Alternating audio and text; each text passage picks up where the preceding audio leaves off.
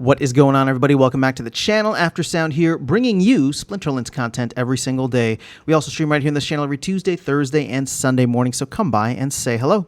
All right, guys, let's dive into these comments. My goal this weekend is to knock out as many of these comments as possible, so you'll probably see multiple videos as I go through. This is my weekend to finally catch up. There's a lot of exciting things happening in Splinterlands, so let's go ahead and talk about it. I know some of this might be out of date, but I'll still give my thoughts and at least acknowledge all the comments that are coming through.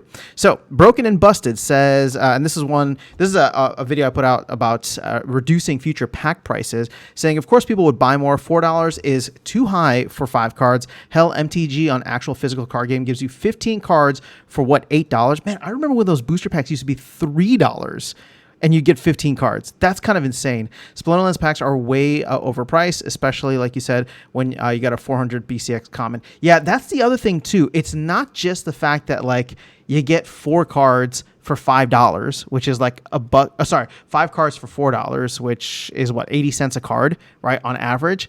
But then even if you get a common card, you would need to, I mean, on average, it's just kind of crazy how much you need to get 400 BCX.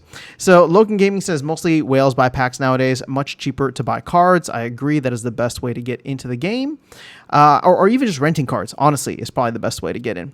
So Compy TV says there shouldn't be future packs until they find a way to grow the game. Well, you know what? We kind of got your wish, because just recently we found out that there will not be a mini set for Rebellion. At least they're not planning on one right now. So that's going to be less packs for the future.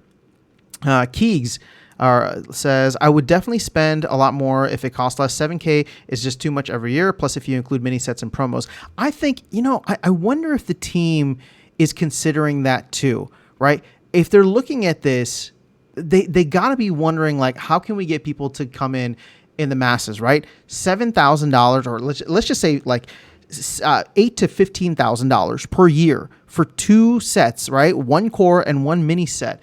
And maybe not every year, maybe every 2 years, maybe every 18 months to 2 years, is roughly what it would be.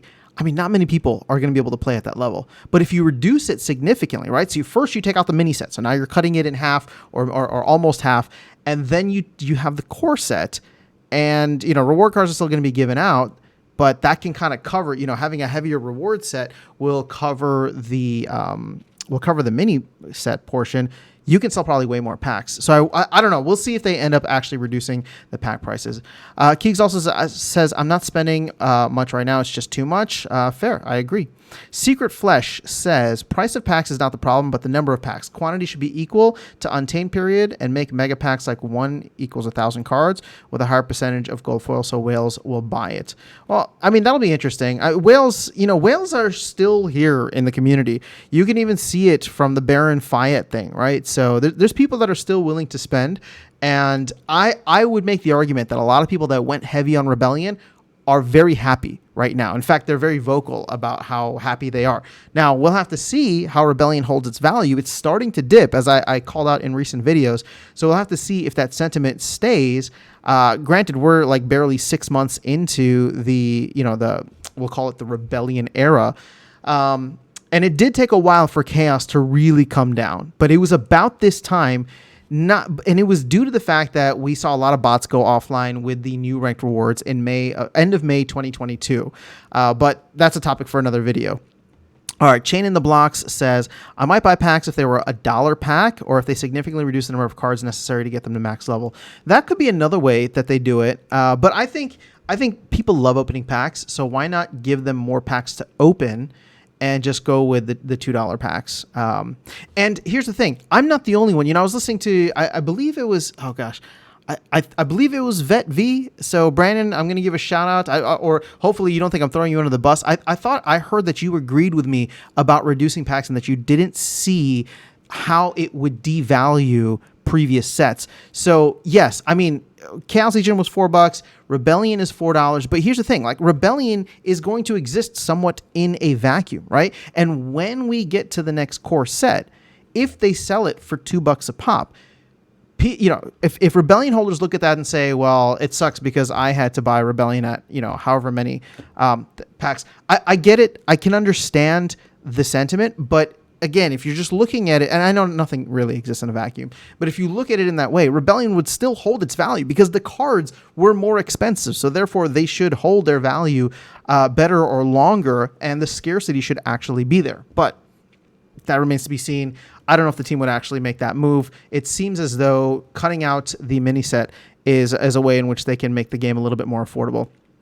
All right, so Keith says, the cards are not the real investment, but a tool to earn in the game. Obviously, some have. SPS land is the investment and reward for playing the game. They should lower the pack price to entice new people to buy and play. There's currently a hefty price tag to compete in the game rewards since they removed level caps. I agree. I agree with all this. If you're not buying or renting max cards and don't have enough SPS, why bother with the ecosystem? Is the game fun enough just for people to play without rewards? Yeah. So I would say that the game is fun enough to play if you can be competitive. And what I mean by that is if there was a free-to-play version of this game, I think people would be all over it. I think it'd be a lot of fun to just go in and play for fun if everybody had access to ghost cards or max level cards. Granted, that's not the case. Although, we can see that with something like Parallel, people could just go in and own ghost cards and win ghost cards as they go along. But that's just not the model here. All right, Tails, what's going on, Tails? Says people vote with their wallets. If the price is reasonable, then there's perceived value in the cards within the packs, then they will sell. It appears that just a small subset of players are buying packs in 2024. So either the packs are currently too pricey, there is not perceived value, or all of the above. If SPS was at the price it was when Chaos Legion was released, then you can make a reasonable case for them to remain similar, but everything is decreased dramatically. SPS prices, card prices, active players, etc. I agree with this. I agree with this take. And that's why we're in a weird conundrum right now because of the fact that the rewards are so low. That puts us in a really tough position. Whereas imagine this. Imagine we're 2 years from now, and I know whatever the time frame, right? Just imagine we're X amount of months or years from now, and SPS has actually gotten more scarce. We're ending the distribution phase. We're finding ways to re-inflate the DAO with SPS so that it can continue rewards. And SPS is actually going up as designed, right? Because there's people coming into the ecosystem. Even just people interacting with the ecosystem burns DEC, which leads to burning SPS and that demand for SPS, right? So there's just less SPS to go around. So all of a sudden, $4 packs don't look so bad if SPS is sitting at 10, 20, 30 cents. You get what I'm saying? All of a sudden, it's just wait a second. I can come in. I'm paying the same amount for packs, right? We'll just say however much it costs to get into Rebellion right now, 6, 7, 8 grand, right? At whatever point you bought in. But if the rewards you're winning are significantly higher, then that buy-in price looks pretty good. So in a way, maybe the team can avoid having to consider reducing the pack price by just getting SPS to a higher value, right? So, and I don't know if that's what you were saying, Tails, but that's what I got from it, or at least that's where my head went. So I think if they can get SPS into the double-digit range and above, obviously $4 packs. Here's the thing: if you're going to spend $6,000, but then you can go in and play at the highest levels and start earning a decent amount, a decent chunk per day. Again, think about it this way. Right. I'm going to pull out my calculator here, which you guys cannot see. But let's just say, the top players are winning 40 SPS per win times 12 wins per day times 0.013. Right. That's $6 per day. It's not much, but that's at 1.3 cents. What if we jump up to 13 cents? All of a sudden, they're winning $60 per day. Understand the people at the highest levels will be winning $60 per day. Right. 60 times 365. I mean, all of a sudden you're making $22,000 per year. Yeah, hell yeah, you're going to buy $6,000 worth of cards if you can almost 4x the amount by playing at the highest levels. So SPS, once again, to me, I've been saying this all along, SPS is the thing that drives the entire economy. Okay, so Fireball says, yeah, we should relay that message to Yabba Matt to reduce packs to 50 cents. Sure. Oh, make sure, recommend that reduce Splinterlands employees pay too. Oh, and since we're on the same subject, let's just say Nate and Creative Team should volunteer for free of service. I think you're defending the salaries there. So my point, you're making a caricature of my argument. My argument was if we reduce from $4 to $2, and we don't even have to go that low, but would that encourage double the amount of packs being bought, right? Would more people look at that and say, well, if the buy-in price goes from $8,000 to $4,000 or from $6,000 to $3,000, how many more people would start participating? But I get your point. And here's the thing: the doubling is important because then the team still has the same revenue, but the doubling is also important because we would burn twice the amount of vouchers. See? All right, so Firebolt says, just really annoyed me with that question. Sorry. Are you prepared for the next set of edition common cards to be worth less than a penny? There's a standard price after sound. Come on now, or else why bother wasting time? I'm pretty sure Yabamat could have put all his efforts and money elsewhere instead of risking it all with this one kind of platform. So I'd say relax and sit back, and questions like this make me wonder that is it true what Joker once said, careful who you trust as salt and sugar look the same? So members like Stever, you're calling out people and after some that have been there from the beginning. I challenge you to be more open-minded and avoid questions about lowballing the company. Long-term means 10 plus years. Well, look, I admire you trying to get, I admire you trying to get, or backing the company here, but I'm not trying to lowball the company. I'm saying, what is the math behind selling packs for cheaper? Would you get more demand? More importantly, would you get, if you half the price of packs, would you get double or maybe even more than double the demand, which actually leads to more money for the team? I'm not trying to lowball the team here. So Fireball says, I still like the video though. Spicy question. Cool. Thanks for your feedback. All right. Fabio says, too many cards for little demand. They should make a collection where you have to burn some cards. Dude, I would love any kind of card sync, and I know Christopher Charles would too. Okay, so let's see. Fireball says, good points. Broken busted. $4 is too high for 5 cards. I mean, Splinterlands could possibly add a couple things in packs like Voucher, Merits, Bloodstones. I mean, that'd be interesting, but Nate talked to, well, okay, that's a totally separate topic. I don't know what else they could give in packs to offer value. But I genuinely think them not doing a mini set is huge in the sense of it takes a lot of work off their plate, maybe by necessity, but I think it also makes the game much more accessible because now there's not going to be a whole other set of cards that comes in that you need to buy if you want to be at the top levels. Everything else is going to be winnable.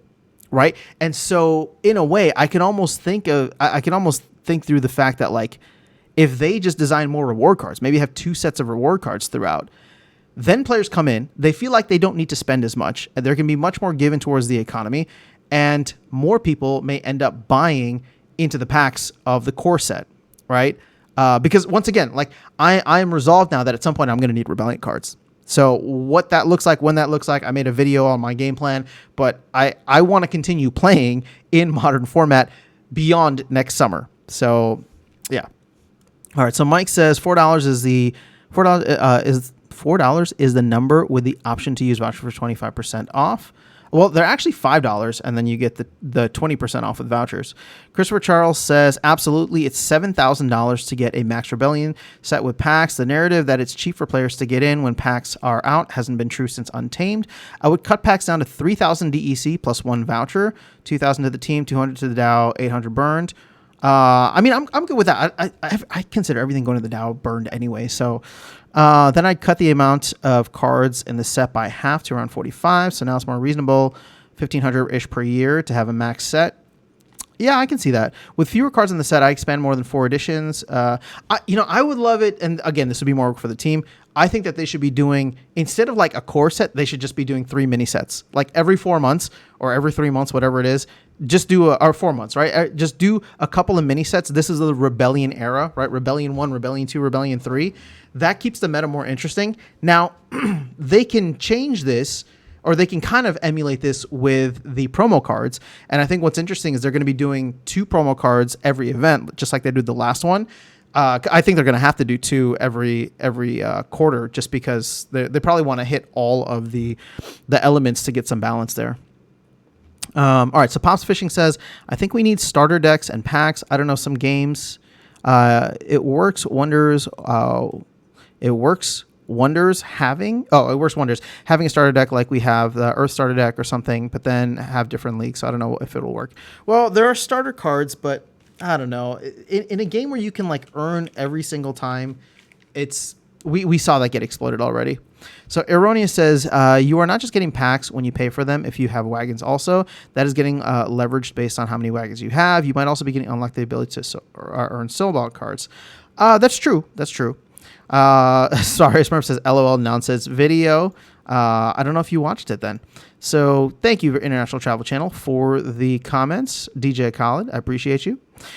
Xenocross says, with what is going on with the community outlook back then, I was expecting at most $3 packs for Rebellion. I do understand that the team needs to make money, but I was disappointed that the team still chose to live in the past with their bull run pricing and will rather let majority of the cards burn rather than putting a fair price on the packs and get more actual players to enjoy the cards and the game as a whole. Yeah, I would have expected a little bit cheaper too, but it is what it is, man. Okay, so Ace says, could be cool to get the DAO to do a pack $1, maybe pre-order event, burn cards to pre-order a pack, the top pre-order cards.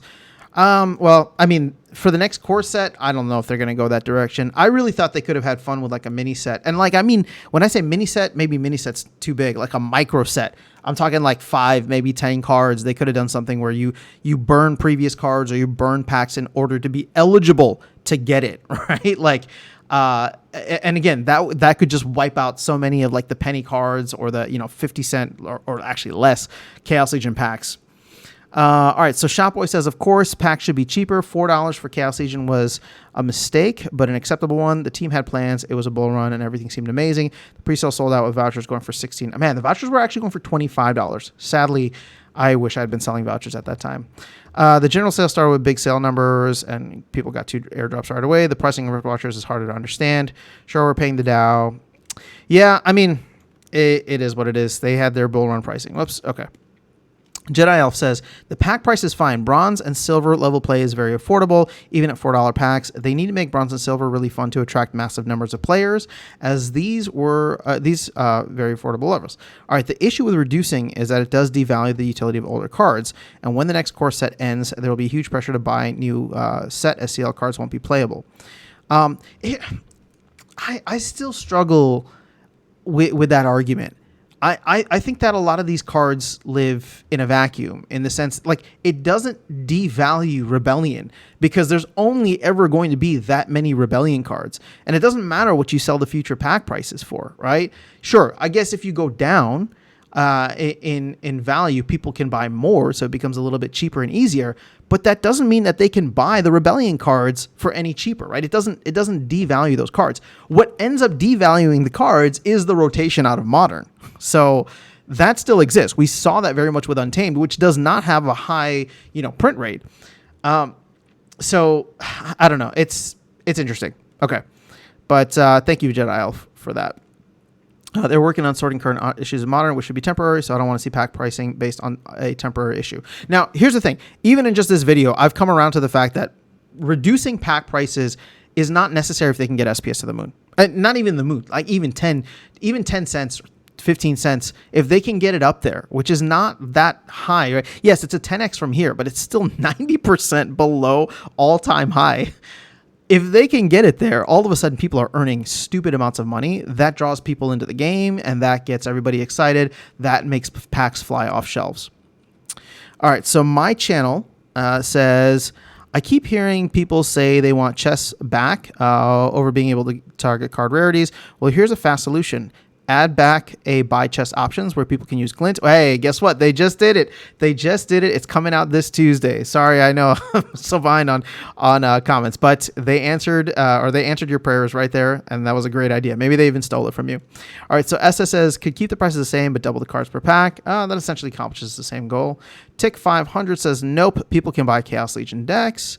So Ghostly BG says this is for the same video. I've bought 1,500 Rebellion packs, and I still have a lot of buying to do to max all my Rebellion cards, so I would definitely enjoy cheaper packs. Moreover, if cards have lost their number one spot for holding value, then why not just view them as what they really are? Tools to enjoy the game, to earn SPS, to work land with the added benefit of them being sellable. Cheaper sets will make the game a lot more accessible. Accessibility is very important with so much competition. Again, this is what I'm trying to get at. And so even if you go along the lines that, yes, it's going to devalue previous packs, what is the most important thing in this game? I still maintain that SPS is the most important thing in the game because you buy cards, you own cards, you rank cards, you win cards in order to win SPS, right? At the end of the day, you want to get as high as possible in the ratings so that you can get as much SPS as possible. So again, and I know this is I'm talking about an ideal perfect world situation here, and it doesn't always work out like that. But if you do something so drastic, such as reduce the cost of entry for the game, instead of it being $8,000, you bring it down to $2,000. Hell, you even bring it down to $800, right? What if you can 20x the player base? And guess what? At that point, they all need SPS to earn. SPS starts going through the roof, right? Everybody has access to the cards. A lot of it comes down to your skill now, right? But I don't know. And here's the thing. I'm not talking about all the cards devaluing them. I'm talking about the next set, which will be, it's fair game to everybody. Everybody can get in, right? So you have your Rebellion cards right now. I think that they'll hold their value relatively well. There will only ever be X amount of Mantaroth and however, whatever other cards. Same with Chaos Legion, same with Untamed, right? And so in that way, if the next set comes out, and let's say you can max the next set for $500, you still pay $500, right? But everybody else that wants to come in can pay $500. Now you still have the upside, right? You still have the advantage because you have all of the older cards because you've been around, right? And you bought Rebellion, and those cards aren't getting printed anymore. And I'm talking about in the future, right? They're not getting printed anymore.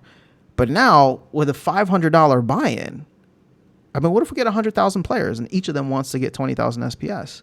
I don't know what the math on that is, but I know that it's pretty good for us, right? There's a lot of zeros in there. I think that would actually be close to the 1 or 2 billion range, or maybe 1.2 billion range, whatever it is. So that's what I'm trying to get at here. And then all of a sudden SPS goes to the moon. And then you have the edge over all these other players that only have post-Rebellion cards. But okay, we can move on from this because I think actually, there's some more comments about it. All right, so Lauren says, "Bring back Splinterlands TV. We need a feel of community back." I agree, and I apologize for myself not being able to stream as much as I used to. I definitely want to get back to that. It's been crazy, and I'll be honest. The summer is not looking. There's going to be periods of the summer where I'm going to be traveling, and live streams are just not going to be an option. Okay, so Phoenix says, "You have awesome engagement on your videos. You're going to have to start doing a couple of responding comments videos a day to keep up." You know what? It feels like that. But I also think there's a lot of folks that are leaving comments here because of the fact that I have not been doing the live streams. Otherwise, they can get those answers in real time. So we will get back to those. In fact, I'm planning to do a live stream this weekend. So Cold Ass says, your questions have got a yes answer, all of them. Why should I spend 7,000 USD, which the return is not guaranteed? Would rather buy something that gives me better rewards. With current prices, only a handful of players can participate, maybe those in rich countries. I agree. So here's the thing. In the past, there was no SPS. See, I should say this for another video because I've been thinking about this a lot, but I'll give you the little preview here. In the past, there was no barrier to entry to earn outside of cards. So therefore, cards had to be somewhat expensive and limited. Now, the barrier to entry is both cards as well as SPS. And I genuinely think that cards are important from a gaming entertainment utility. You want them to be in everybody's hands so that more and more and more and more people can come in. But then everybody is fighting for SPS, which is limited in supply, and the life spiral activates when demand goes up, right? People want or need SPS in order to earn. Therefore, SPS becomes more scarce. It becomes more in demand. That buy pressure shoots the price up, and guess what people are earning whenever they win a battle? They win SPS. So it's a positive feedback loop that, again, not forever, right? We'll have that during a bull run, and then it'll wax and wane, right? But my point is that now that there's two barriers to entry, the higher barrier to entry, in my opinion, should be SPS. The cards should be accessible to everybody. But we should get to a point where it's just like, oh man, if you really want to earn at the highest levels, you got to buy that SPS. And that SPS is going for 50 cents or $1 now, right? Hopefully at some point in the future. And if you can't earn it, if you can't buy it, well, then you got to rent it or you got to delegate. You got to be a solid player that somebody's willing to delegate their SPS to you and split earnings or something. But yeah, that's just my opinion for the long term. All right, Powell says, in my opinion, the game died when CL launched. It's just taking a long time to notice. All the funds they got from CL, where did it go? Well, we know that already. Waka Nice, sure, we got one player back on the back of that. Should have sacked Chatter after that fail. Poor Chatter. He hasn't even been here for 7 months. You guys are still hating on him. All right, Tarantula says, I'd like to be able to just buy the previous chest with Glint. This was much more fun. Well, hey, your prayers have been answered. That's coming this Tuesday. KGM Jam says, the more I've learned about bots, the more I have grown to like them. There is good bots and there's bad bots. Manage the bad ones and promote the good ones. I hear a lot of people claim that when they lose it's because of the bot, and when they win, it's because of them. Yeah, bots buy cards, bots rent cards. I agree on the whole bot issue. I think it's much more black and white. What it comes down to, though, is the anti-competitive behavior. That's the bigger issue for me. I do think Matt and team did a fantastic job of redesigning the economy, requiring bots to own cards, requiring bots to have SPS in their accounts, and it sounds like we may even get the low-level thing in Wild, which would fix a lot in Wild. If the rewards start to go up in Wild, I think a lot of people will be really happy about their cards holding their value. But again, right? Like that's gonna be something else. All right. So Joffrey says, one parallel stream of Darkest Night. Yeah. You know what? We really need to get back into it. I actually have not played in a while. I have not played since Planetfall. They nerfed my boy Lemmy, and I've just been too afraid to go back in. I also haven't had the time to jump back in, but we will try to get back to that. I need to get Darkest Night back on here. In fact, I know you guys have been asking for it. I was just on the phone with Walking Keys yesterday. We are going to try and get this next conspiracy theory stream at some point in the very near future, and I'm going to get Darkest Night in on it as well. All right, so State of Survival. Allow us to trade our unopened CL packs for Rebellion and other packs. The CL packs would get stored in the DAO or just burn. I don't care. Right now, people that have a lot of CL are stuck and can't do anything with it. By allowing us to trade the new ones, give us a decent pop. By the way, did you eat your deep dish today? I'm so hungry. No, I haven't eaten deep dish in a while, but I will be going to Chicago in a couple months, or next month, actually, so I'll have to get some there. Okay, so I actually fundamentally disagree with you here. We cannot change the terms now. Even though I didn't buy any Rebellion, we just can't, I'm from a principle standpoint, we cannot change the terms where you just trade CL for Rebellion packs, because that would devalue Rebellion in the current form, right? Because all of a sudden you can just, trade in Chaos Legion packs for that, which are, they're on the market for like less than 50 cents. If we were to trade CL packs for new packs, or for any kind of packs, it would have to be new packs. It would have to be set up front. It would have to be designed in a way that made sense, and everyone would need to have access to it. A lot of people have spent a lot of money on Rebellion cards right now. I don't think that would be fair to them. Lord Kagor says, the team is not making an effort to bring new players and is keeping old ones on track to leave. Reducing the pack price for the next set could be a bold move, and an incentive to be considered for players that gave up and that might return. In the end, the problem is all about player base, and the war against bots proved to be a shot in the leg after all, since bots were at least renting stuff. Rental market now is a joke. You can rent max level beta Peak Rider for just 11 DEC. Yeah, well, part of that is the fact that Wild is just, a lot of these cards just don't have any value in Wild. The other shot in the leg is the geometric progression incremental SPS requirements. Check this incredible math. In Wild, having all the cards myself, I'm losing DEC to play. It costs me 2,800 DEC a week for 6x multiplier, and the return will be, okay, this means I lose money to play even having all the cards required for decent grinding in Champion 2. There's no way anyone will keep playing with those bad deals all around. Well, this is why Wild is kind of broken right now, and why I do believe. So Manuel says that he intended to make players climb rankings. Okay, I do believe if they can get the low level card thing in what's that called? Low level cards activated in I can't think right now, in Wild format, that would be huge for earnings, because all of these bots that are sitting on level 1 cards, they climb all the way to champion, but somebody's delegating them 50,000 SPS or 100,000 SPS, they're earning an ungodly amount of SPS. Like, they shouldn't be getting that much SPS. And I know it's only like, maybe 2-3 SPS, but when it's happening at scale like that, it's draining the reward pool. If you require all of these, all these accounts with level 1 cards to have those cards or to suffer the penalty, well, all of a sudden, if their earnings go down 90% because they're playing in Champion or Diamond with level 1 cards, if they go down 90% and then you have the entire scale of it, right? Talking about like 20,000 plus accounts that all go down 90%. Well, then that leaves for the remaining 10% that actually have the cards that are playing at the premier level, right? So they're playing in Champion as well, but they're at, maybe Champion 1 and essentially beating down all of the level 1 bots. All of a sudden their earnings start to go up because there's less people dipping into the pool. Happy Life says card power should be implemented again. I don't see your logic why you're against it. It is the best solution to hold the price of cards. I wasn't necessarily against it. It just seemed like we were moving backwards. And now that Matt has mentioned the low level card penalty, I agree with him 100% that I think that that's a better solution overall. So Firebolt says if SPS goes from 1.5 to 5.5 and you have 50k SPS, you're looking around a 254% profit. Yep, that's pretty good. Oh, this is when I rented out my deck. Man, that was a while ago. I've been playing nonstop since. All right, Enchanted Unicorn Comment Shield. All right, cool. Thank you, Idea Generator.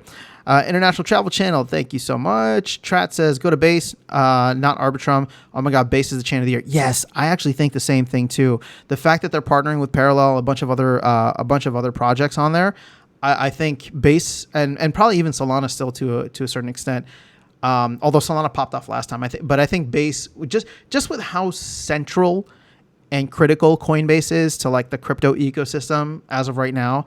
I think that they're going to put a lot behind base and they're going to bring a lot of new projects online. You're already seeing meme coins run crazy.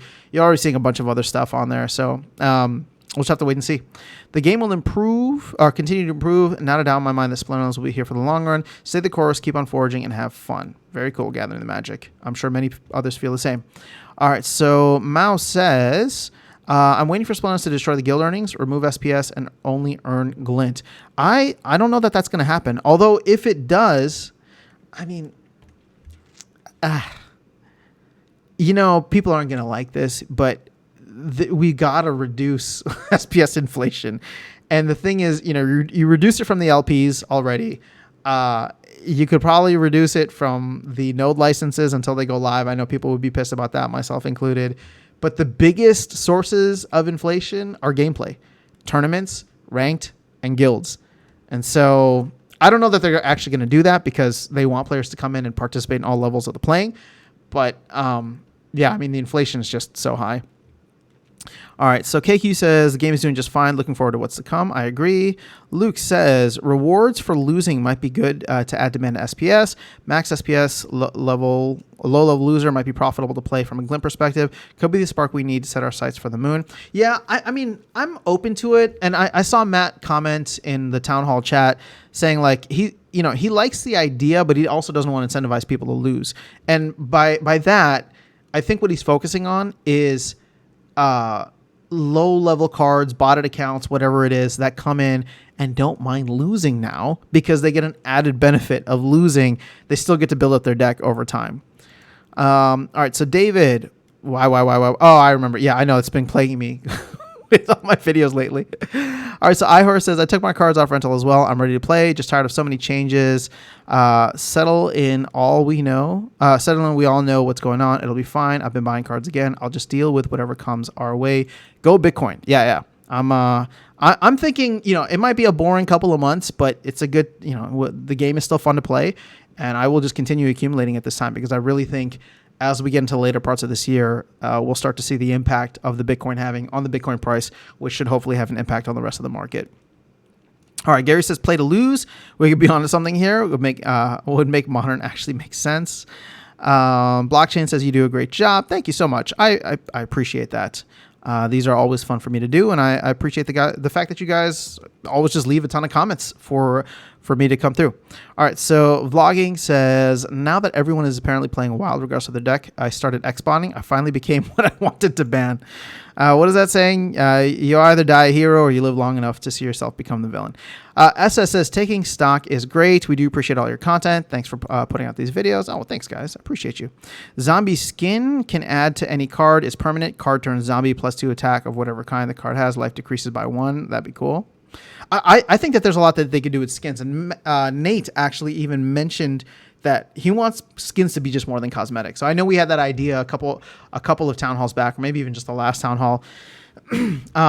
I would love to see more dynamic ideas for skins. And if they could do that, that would change the meta so much. You don't need a lot of cards. Like, they could sell skins and people would buy them because people would want them, and it would just change the meta dramatically. So SO says, well, this sure got everyone talking. Yeah, it did. Nice engagement. I love reading a passionate comment section. Not sure how I feel about the question. I'm sure I would buy more Rebellion if it was cheaper, but do I want that? I find it quite exciting that the set is underbought. Where will we be by next December? Will there be a huge influx of players by then? If there is, will they be buying Rebellion packs, or will they be renting Chaos? Will Rebellion still be underbought when it rotates out of Modern? What then? Will it do a beta light and shoot up in value alongside 2025 Bold Peak? I think it could. Maybe not a beta, but more of an Untamed. Or will it be trumped by cheaper new set with some awesome new utility like upgrade skins? I think having scarce cards is generally good for the game. It's good for prices. It's good for match variability. So it's fun for collectors and players. It's good for promotion and marketing. I don't know, but like you say, we want the game to feel accessible for new players. Yeah, and again, okay, so I appreciate what you're saying, right? Like, I love the journey. If there was a book history of Splinterlands, I would buy it and read it, and the stories only become more and more fascinating as the years go by. So I genuinely think that there is, like I said, I go back and forth with this, right? And I made my argument before, where it's just like there's two barriers of entry, and it's just like, yes, cards have traditionally been that barrier of entry, and people like the idea of expensive cards, but I think you could accomplish the same goal with having SPS be the gate and then having cards available for everybody to try. That being said, I don't want cards to be overprinted, but having them be accessible brings more people in and more people to lock up SPS. All right, so Leandra says, when I was listening to your example about Genoshanas versus Genoshanas, I thought you were going to say, imagine you got a skin +1 magic champ and you lose because of it. Hey, you never know. You might. What if it's like a magic reflect rule set or something like that? Who knows? Or maybe there ends up being a magic reflect summoner. All right, so Cold Ass says, we need to improve our sentiments as SPL players. I feel sentiment is very bad at the moment, and this doesn't attract new people. Instead, I might put them off and away. The game is good, no doubt, but as many are testing it and leaving with bad sentiments, the message we are sending is not good in my view. I hope that we won't have a very good game with very less player base in the end. So I agree, sentiment isn't great, and I would like for it to improve. But I got to be honest here, and I'm not trying to take a dig at the team, but, you know, sentiment reflects where the project is at.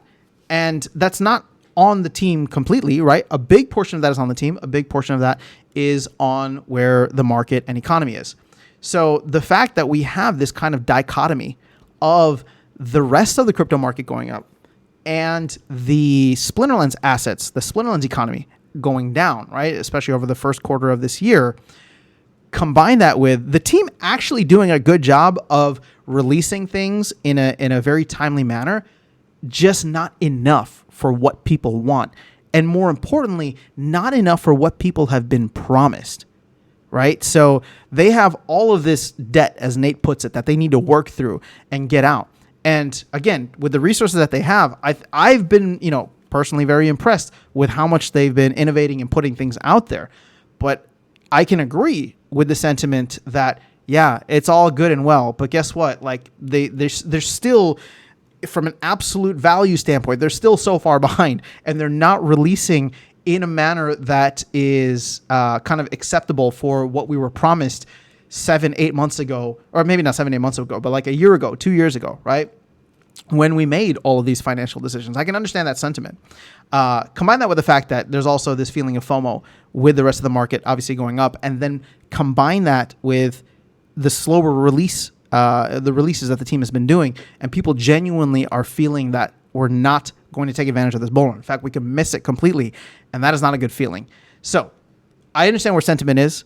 I don't think that we should be trying to stop people from saying, right, whatever it is that they want to say, which is why I allow people to, you know, I don't like delete comments here. I don't, you know, tell people, oh, don't talk like that. And I'm not saying that you are, right, Cold Ass. I'm just saying, like, people should be allowed to speak that. And when we can get to a point, hopefully, when we can get to a point where sentiment is able to shift, then you'll know it's genuine. It's not just an echo chamber. And that to me is way more important. So I get where you're coming from, but that's just kind of where I'm at, or at least is my approach. All right, damn, this video is almost 40 minutes long. I really got into the weeds with it. So let's just do one more. Jedi Elf says, I'm doing land and happy with this plan. The value of land will ultimately be a function of the demand for items and spells. If Matt can attract 100 plus new players, man, that'd be awesome. The amount of grain and research built up over this time is a concern, though. It will need to be absorbed somehow. I agree. I hope they make adjustments for that. All right, I'm still 2 weeks behind on this, so expect another video probably very soon, one of these comment videos, but I have a lot of other things that I want to discuss, so I'm probably going to record those videos first. Have an amazing rest of your day, night, weekend, or whenever you end up watching this. I appreciate you all more than you know. I'll catch you all in the next video and see you around the game. Take care.